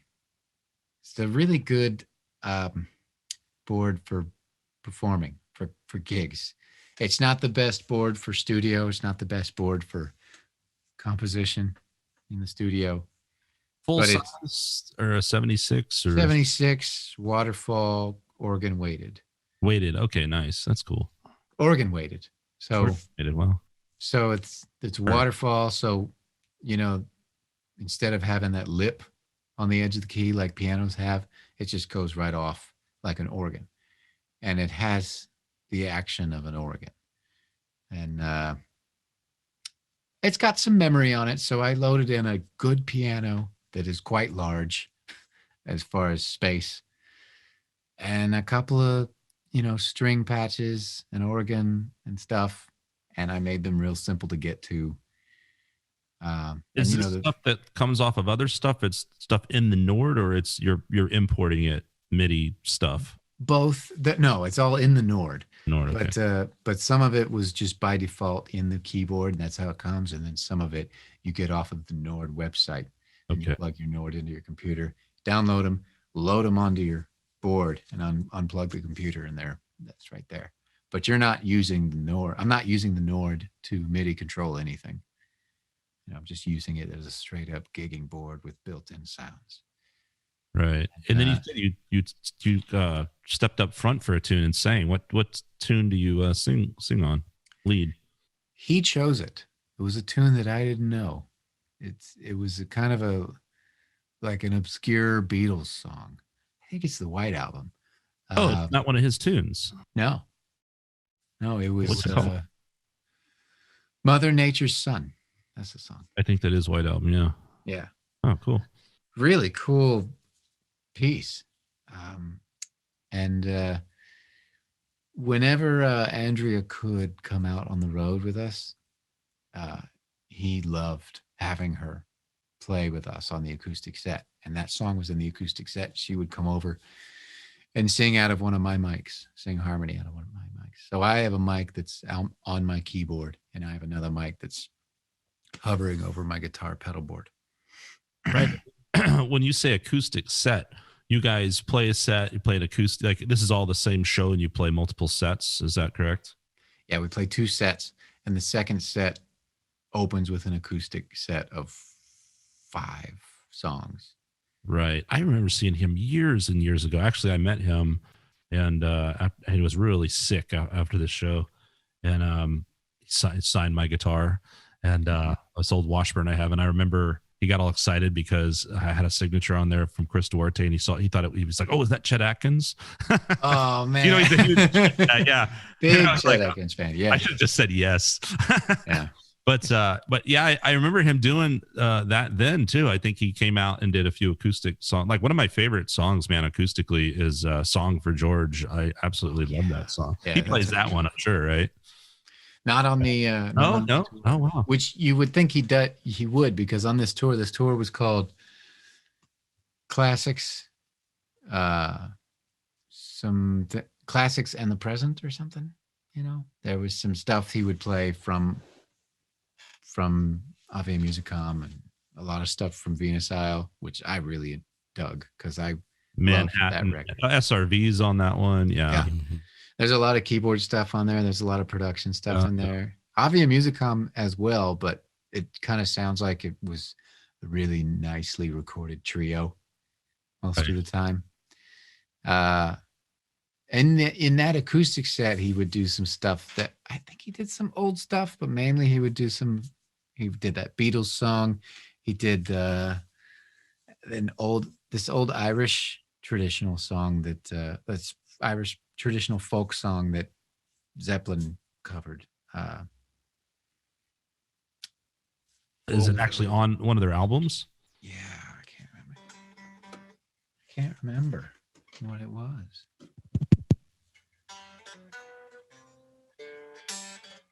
Over the Hills and Far Away, right?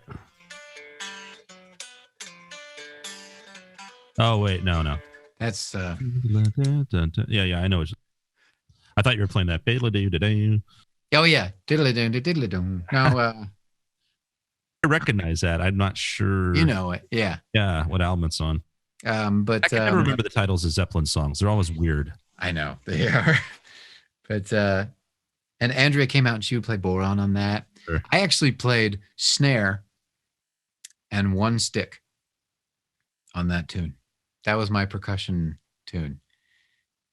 That was pretty cool. I sat down at a throne and took a snare. It had a snare and 1 stick, and I would hit the head with my right hand and have my left hand on it and go between having it on it and off it. And I would kind of treat it like a timbali a little bit, right. It's cool. That was really fun to do that. And then Go ahead. Sorry. No, and I played bass in that acoustic set too, for a tune that he wrote that Roscoe would play the melody on. So he'd play way up high and I'd play down low. That was pretty cool. And who's drumming? Tom Breckline. Okay. That turned out even before Eric Johnson. I mean, that whole thing, getting to know Tom and him moving to Austin and him doing my trio shows with me and stuff. That was kind of like a pinch me moment for me as well, because I was a Robin Ford fan, you know, and then when I went to Berkeley and a little bit before that, I was a Chick Corea fan, and Tom has played with Chick and with Robin, and he's just he's like, to me, he's this, you know, famous person. I mean, I look at him now and he's just a little dweeb, but he's just so fucking hilarious. He's so funny. He's such a clown, and he has fun all the time. He kind of reminds me of the keyboard player for Spinal Tap. You know? Have a good time all the time. Yeah, he's just, and it's just doesn't bother him. Nothing bothers him. It's so cool. So him playing with Eric, you know, we'd do this 2-hour, 3-hour sound check, and you know, he wouldn't be afraid to say something like, "So we're not done? That's fine. That's okay." He's just he's like because he's a big fan. Tom is a big fan of the Three Stooges, and he kind of is one in a way. So it was such a cool tour to every morning get up and look for coffee in a new town with Tom and go get breakfast. Yeah. I think that's, you know, equally, if not more important than, you know, I mean, it's almost like it's unspoken that, of course, like if you're playing with musicians and you're touring and you're in a band, like everyone has to be at the caliber to do that. Right.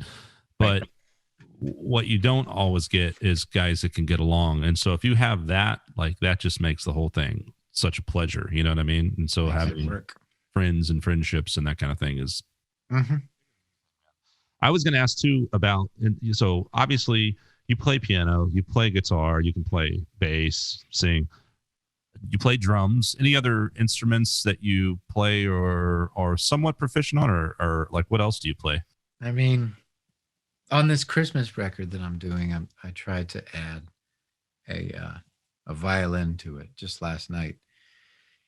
And I played violin in high school, and I kind of kept it up a little bit in college, but not through any teachers or anything.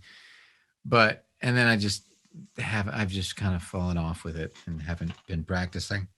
And really, I could let go of guitar for months or years and come back to it and still play the thing in tune.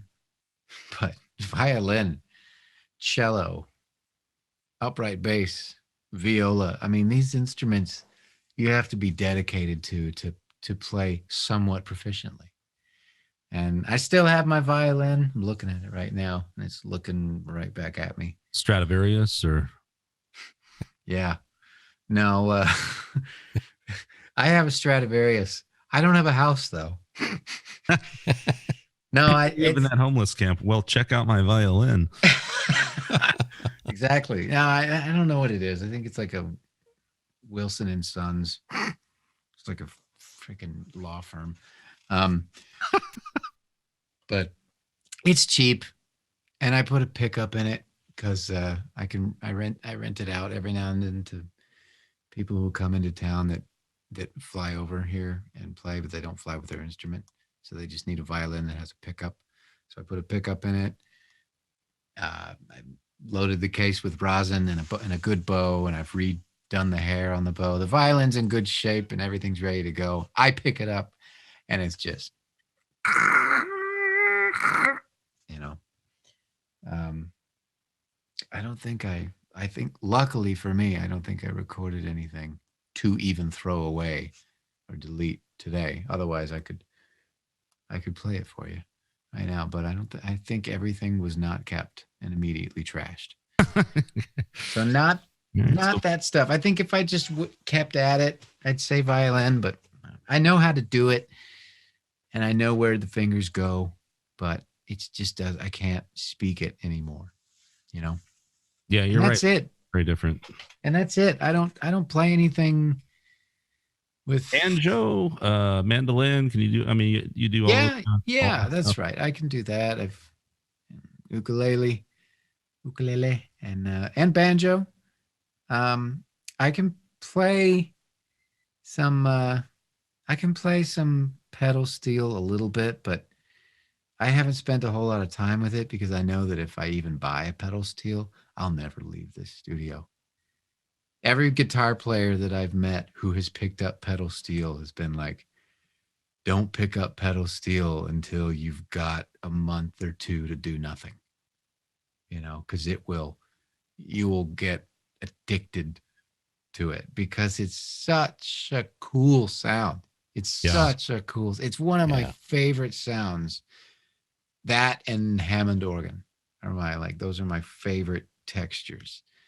But pedal steel, man, it's as soon as you realize how many different chord movements you can do with just staying in one place and moving your feet, you're just like, oh wow, I think I'm going to start writing on this thing. I think I'm going to get really good at it. I don't think I'm going to eat anymore for a month. I feel like I need to get a pedal steel for that reason, actually. Yeah. What's your diet plan, pedal steel guitar? Ramen and reason. Blend pedal steel. Yeah, that's how I do it. Reason candies. Raisin? Yeah. So I'll get a pedal steel one day. I can play some dobro.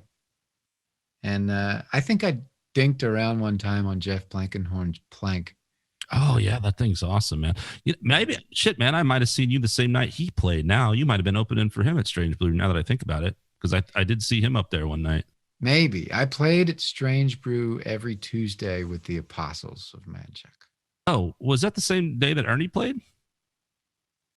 No, Ernie was. They must have changed. I thought, Wednesdays. Okay, well that's what it was. I bet I saw you there, but I remember seeing Plankerhorn there at Strange Brew as well. I'm gonna remember that one. Plankerhorn. Oh God. Hey everybody, we're here with Dave. I see your name's easy. I can't fuck it up. No. Plankerhorn. What is it? Plankenhorn? How many times can I fuck it up?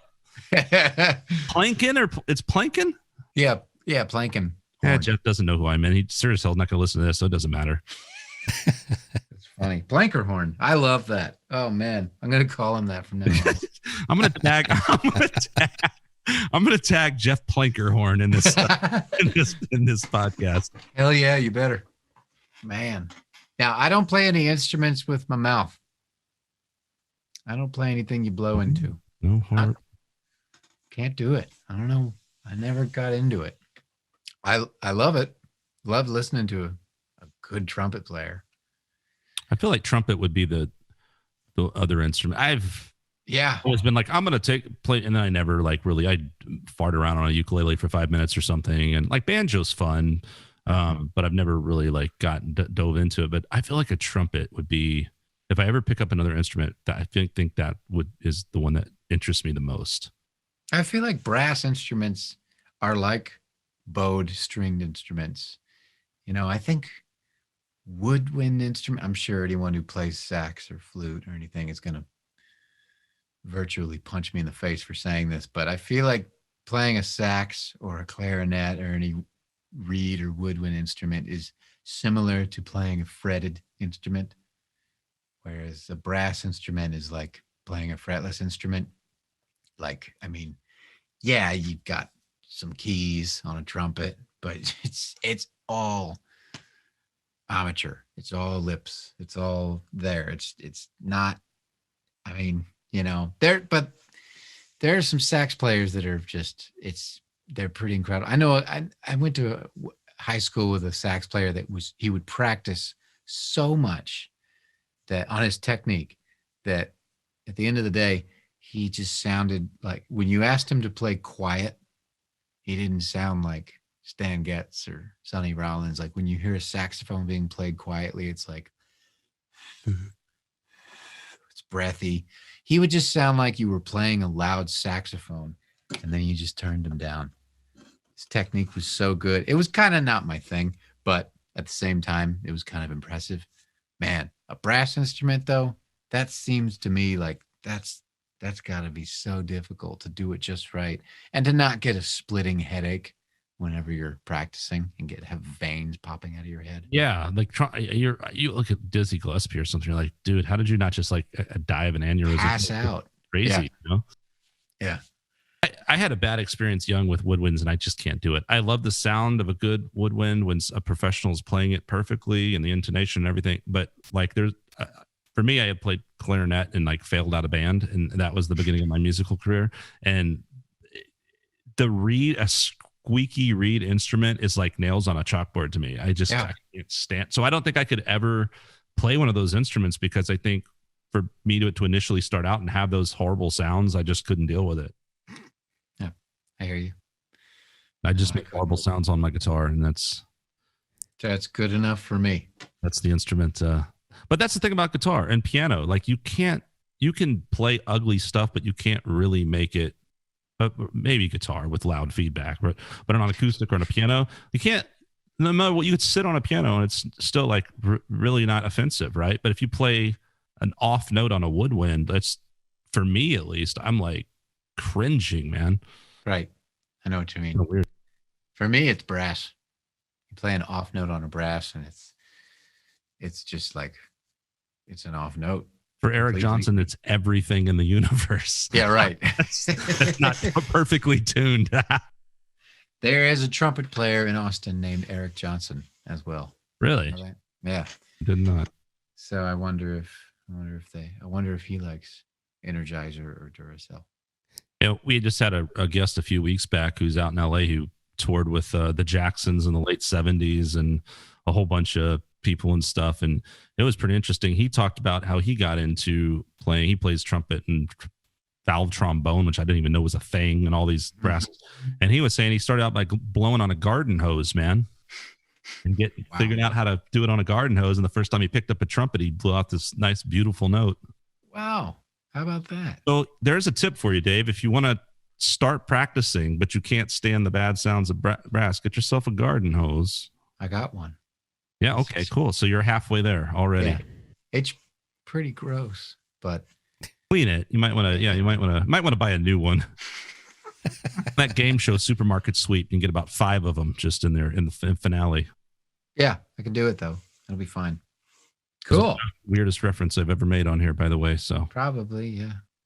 That's when you know it's like, I think we're gonna wrap up, because I'm talking about Supermarket Sweep, and that's weird. So when you hear that beep beep, you know our season of this podcast is coming to a fucking end. Yep. Boy. Dave, that's what you said. That's the last one. Is that right? Ever. Yep, we're done. I've had it. I want to go out on a high note with you worshiping my sultry voice. This is how it's playing back in my head. No, you had others. You had other artists planned, other guests planned, but then I complimented you, so you're like, I can't. Well, you've like raised the bar so high that anyone else is going to be a letdown. Frankly, they're going to come in with their shitty little cell phones. No, again, this is good. We've set a new bar, and I'm going to send your video to just shame everybody else and be like, this is what you should have done on the podcast. God damn it. I'm glad to know that. Well, but you're the last one. How's the syncing? Is it pretty there?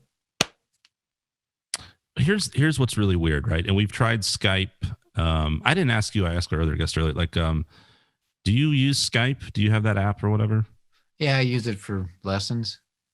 So I'd rather not, but I do.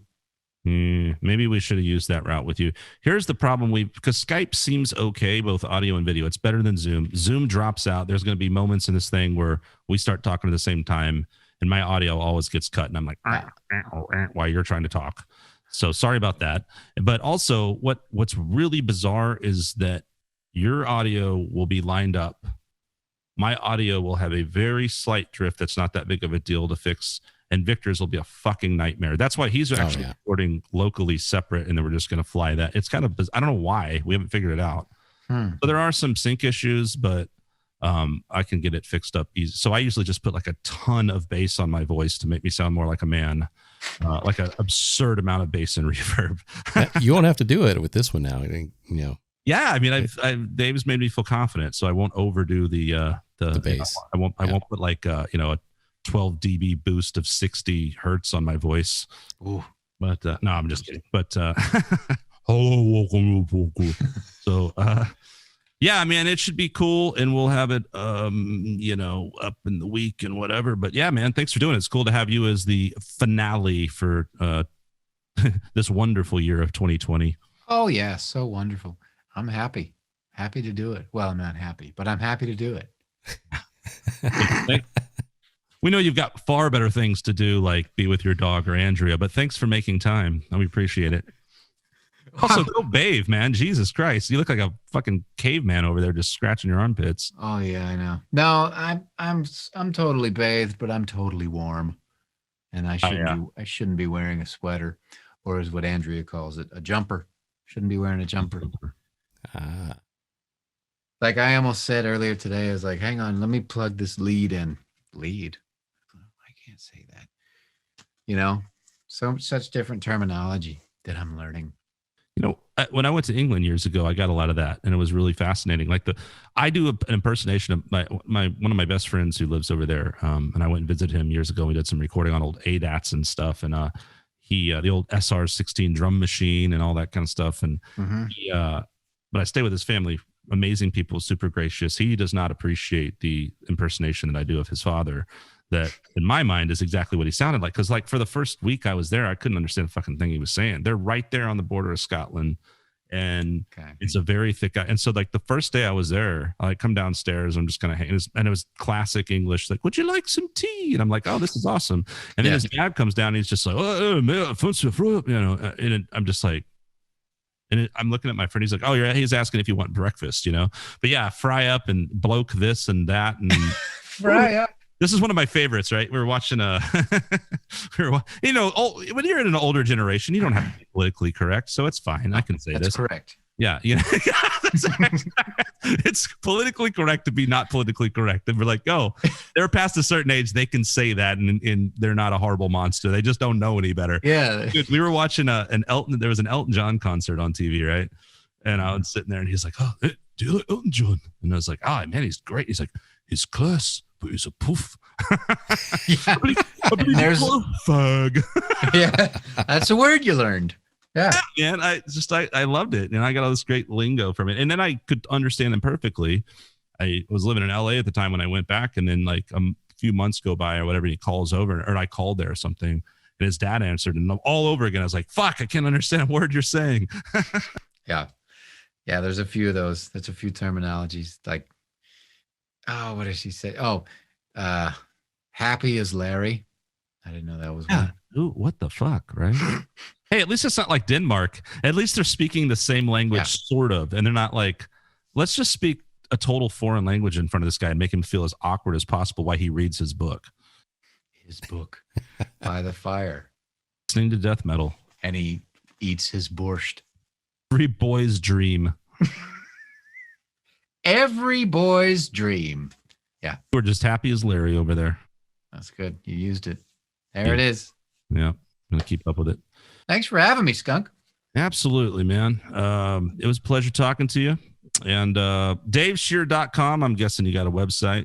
I do. I have that. That's a site. And it's a thing. I have it. I mean, it's there. The Facebooks and the Instagrams, of course. If you go to those. Yeah. My site, I have it. My site says that I'm playing 1-2-1 bar soon. Dave Scher 2015 show. Yeah, I'm playing what's a bar that's not even there anymore? I don't even know. Playing Bates Motel 2004. Yeah, I'm playing the Red Shed. There you go. In 2012. All right, so don't go to davescher.com. Go check them out on Facebook and Instagram and good old Eric Johnson and whatever. We wish you the best, Dave. Thanks for making time, man. Cool dude, great player. I'm a big fan. Blah, blah, blah. Been great chatting with you. And happy holidays to you and yours, sir. Thank you. You guys as well. Thank you. Yeah, man. And with that, we are 29 episodes done. Happy 2020, everybody. We'll see you in the new year. This has been Skunk Manhattan and Victor Ramos with Eclectic Soundtrax. Later.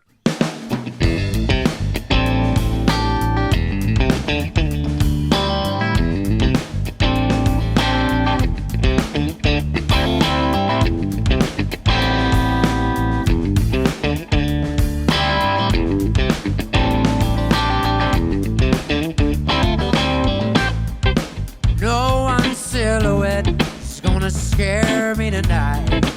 Even though I'm flying so low, no one's conscience gonna tell me what's right. Even though I've got so much to lose, everybody is a stranger to me. Everybody thinks that I've hurt her, but I'm the woman. Hey, oh, simple life, simple love. One simple reason just to stay away.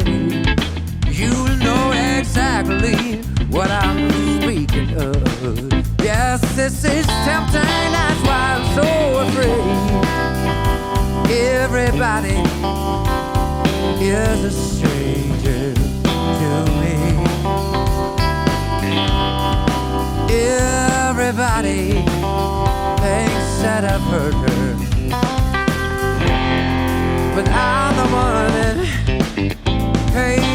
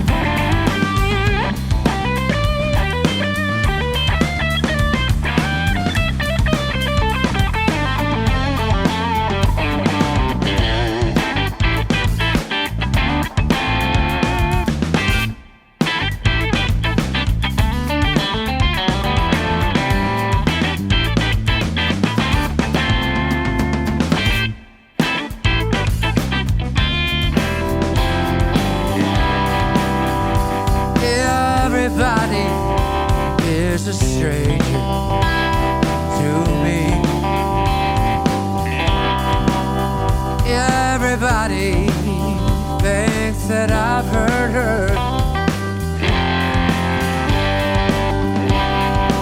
Everybody is a stranger to me.